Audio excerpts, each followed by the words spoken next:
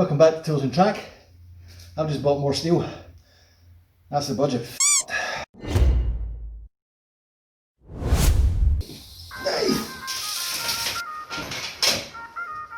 It's supposed to be an unveilable, look, fancy new. Oh. The round stuff is for wishbones. The big square stuff, well, that's for this. We're back on the big Bible of bollocks again, and as usual, it's time to flip a page. New episode, new page. If only it was that simple. We're not flipping a page here, we're flipping one, two pages. We're now looking at the very back of the chassis. Now, there are some steps we have skipped to get to this point, namely making an entire transmission tunnel and gusseting all the front of the car with actual spars that link up all the square sections we've made, but that's fine. The reason I'm getting to this point now is because I don't want to make the transmission tunnel or these side panels because it's going to be a pain in the arse.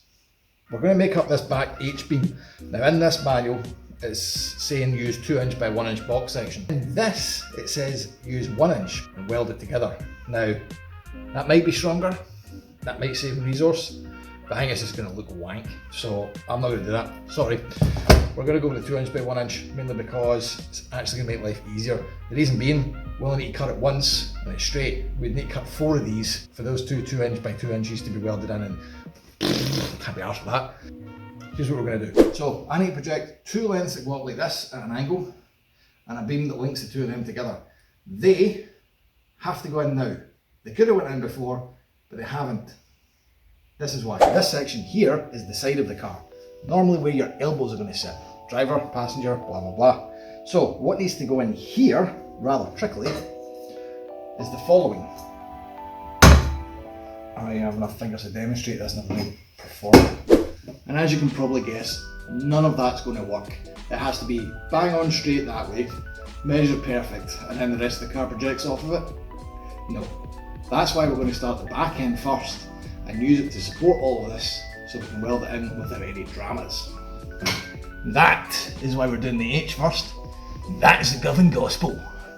So the first section of these cut is a nice simple 90 degree to 90 degree 1018mm. In theory this should be simple.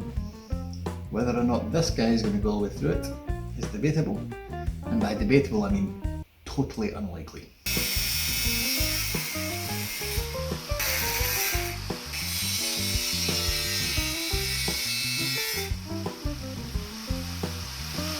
That was a convoluted pain in the arse, wasn't it? If you're thinking this looks like a homebrew disaster, don't worry, you're right. But in my search to get this thing perfectly parallel and flat, I need to look for a surface that will allow me to clamp it down, but also work around and get the sizes right. I know the top of the chassis is, let's go with that. So what we need to do here is set this bar to be 245mm up from the lowest tip of where the base welds to the base of the chassis. So, the reason I bolted it like this is, I can undo this one without actually moving the other two. A little bit like that. 2, 5. Nice and tight. Repeat the process on the other side. Yep.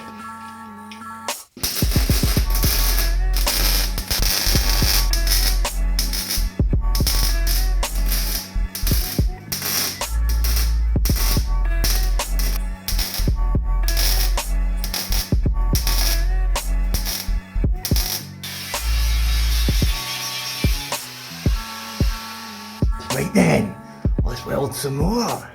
Well, let's not actually, I probably should try and do some measurement again, but my headboard is now finished. So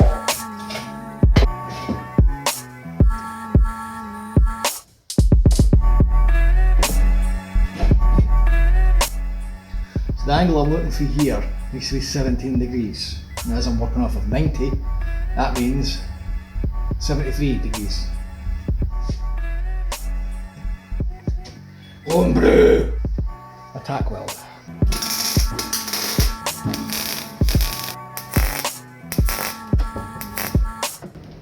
Hello. Alright, darling. Even ground down the wheels. That so it doesn't stick into your back when you're in the car. Yeah, that's important. Comfort is key in the bodiless, comfortless track car. We're now at a stage where we can put these side panels in, which was bugging me for long enough.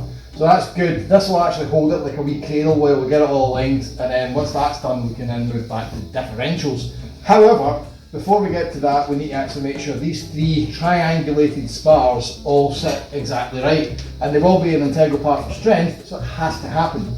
Now, the ones that I've pre-cut when I tried to do this earlier on, understandably don't work. Why understandably? Well, because I cut them out. Ah, but you're pretty good at this. You And you think? followed the measurements, so what's went wrong? Well, what's went wrong is we're actually lining it up to this, which is not correct. Or is There's that another- that's not correct? There's another spar that needs to go across the top of this. Let's put this by. So yeah, this is the problem I kept having. And it already, you can see if that wasn't in place, that was impossible. Totally impossible. So now this is in place, I think we'll put the top spar We'll put the across. spar on first, then we try this on both sides. Finish that up, put the engine in, then go drive. We'll have this done by the end of the day. Hope so. So hi, we are now going to cut out 1118mm of tubing, and this is going to go across the top of the rear section, which we just documented in the finest tradition of sophisticated engineering. And I do have to just offer a quick public apology. I didn't mean the beard to get this short. See when you use a 4 in your head and it's like a reasonable size, it's not on a beard, so I need bigger numbers for my trimming tool. The trimming you've done to your beard is actually a good indicator of the problems you're having with your trimming everywhere. You. Okay, off we go. 3 times on middle.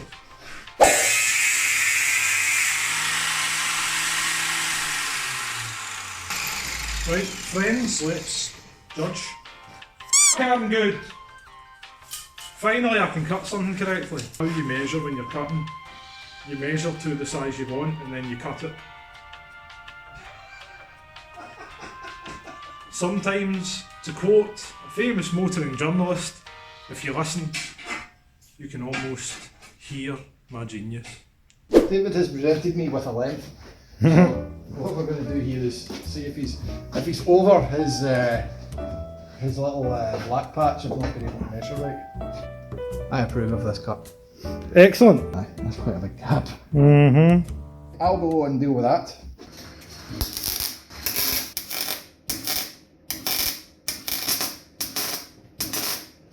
So, Tommy has had a shot at this and has failed miserably.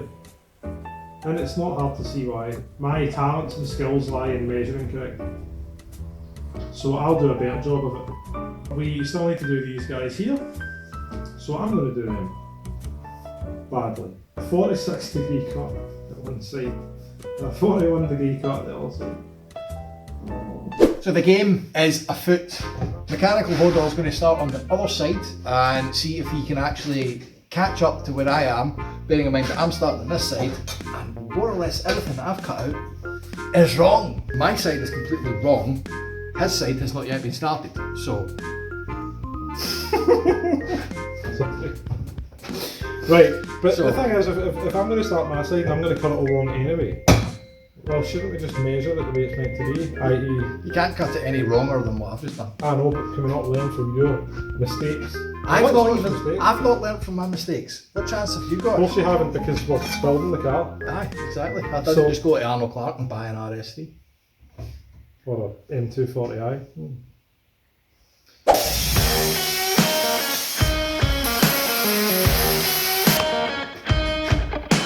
Ooh, 2 down. 1 more to go.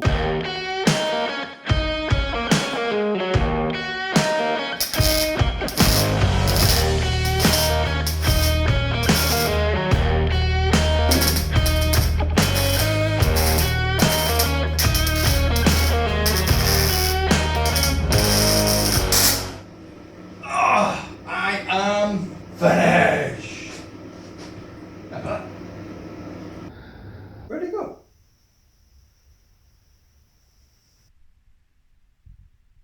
How did he do that? It's starting to look a bit more complete now, isn't it? So, that's most of the outside of the main part of the car done. And that's, to give it a technical term. What now needs to happen is, We need to add a few more gussets, a bit more strength, a few more bars to go across the top. Transmission tunnel, but we'll get to that in a later episode. But now we're at a point where I'm at a bench. As you can see, the front of the nose is right up to the end, and the back of the chassis is right up to the other end. However, the next thing we need to start thinking about is the diff. That will need to be put together on a relatively flat surface. We need to lift this off and pull it forward again.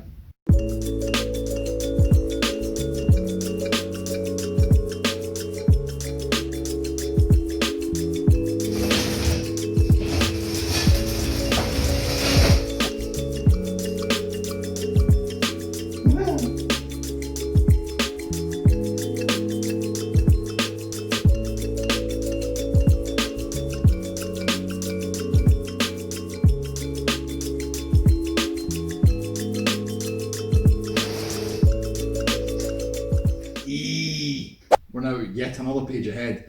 This is page 9, where we start to look at the rear of the car. So, some key points to note about the rear of the car. It's f***ing complicated, and I think the simplest part's going to be this part here at the bottom. RA1 goes here, RA2s go here, and RA3 ties them in. Let's get chopping again. Let's also get time lapsing too, so it gives a f***ing more chopping. You know what's involved. You put it in the grinder and you go bleh. I mean, how many times do you want to see that? Weld, chop.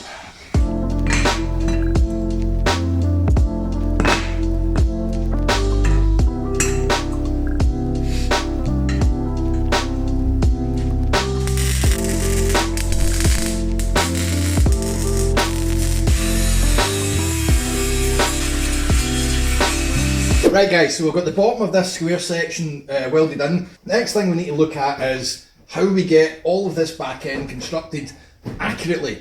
Why do I say accurately? Well, the top wishbones also need to tie off of this, and there's a whole load of other gubbins. The diff's got to sit straight, blah blah blah blah blah. So I think the best thing we can do is, now that the bottom's welded in, look at the absolute top of the car and get that ready so that everything else that ties off from it has 2 levels of planed geometry. That makes sense? So as a result, the thing that goes here is what we're going to weld up next. That is a whole load of 3mm steel plates. The takeoff for which in the top will be the roll bar, and then all of the other bits that project off the back tie into this as well. So pretty easy to cut out, simple flat steel, but it will give us a lot of geometry to pick up and go from. So that's next. First up, we need to mark it all out and chop it out of 3mm steel. 3mm plate steel, as you can see. As luck would have it, these need to be 150 by 160. The supply part's already 150mm. That's luck you don't get every day. So I just need to square this off and cut 2 plates out at 160. How hard can that be?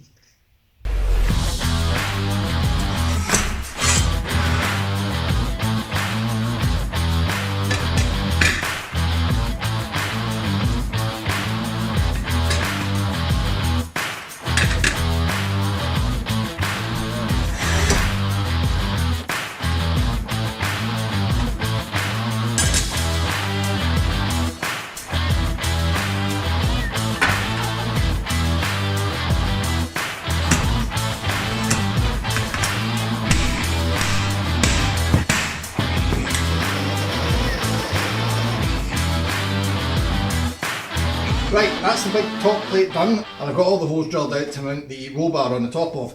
Before we go welding all the side bits on and making things really hard to access, I'm going to weld in the captive nuts for this first, simply because there's everything else in place. As you can gather, it's going to be impossible to get a welder in. So that's next.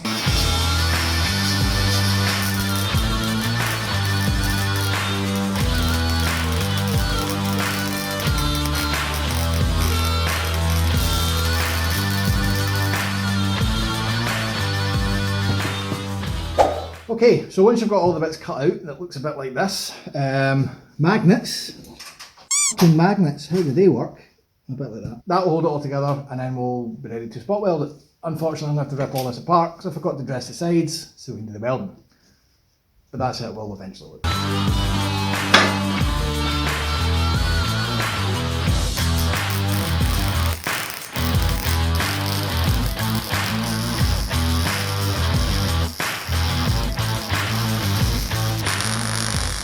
Oh yeah, it's welding time.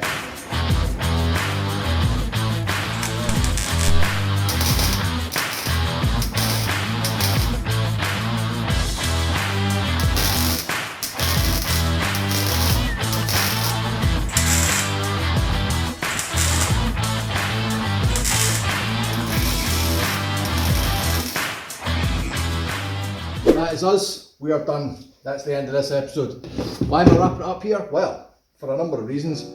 Mainly because we now no longer need this bench. Every part of square flat geometry on this car has been welded. As a result, we no longer need this bench as a datum anymore. And as you'll probably note, it takes up a bit of room. So in the next episode, we're going to take this off and we're going to start finishing the back and the transmission tunnel with it on axle stands. That'll give us a bit more room to play with and make the thing a bit more manoeuvrable. It's been a bit of a journey up until now, but I'm glad to say we're at a point now where we're making progress. Namely, moving it. The next episode is probably going to be the last weldathon we have. After that, it's going to be bolting things in. Frame's nearly done. So we're in a good place. Everyone who's subscribed, we really appreciate the support. Everyone who's a patron, we really appreciate that support. If you've not done it yet, there's a link in the comments below to see how you can be a part of helping this build come into fruition. Stay tuned for some bloopers and outtakes at the end, and we will see you in the next one. Cheers for watching, guys. See you later. Hello. I've had a earlier build. I still have enough meat left on each of these parts. Oh, I started around about 2020. Come on.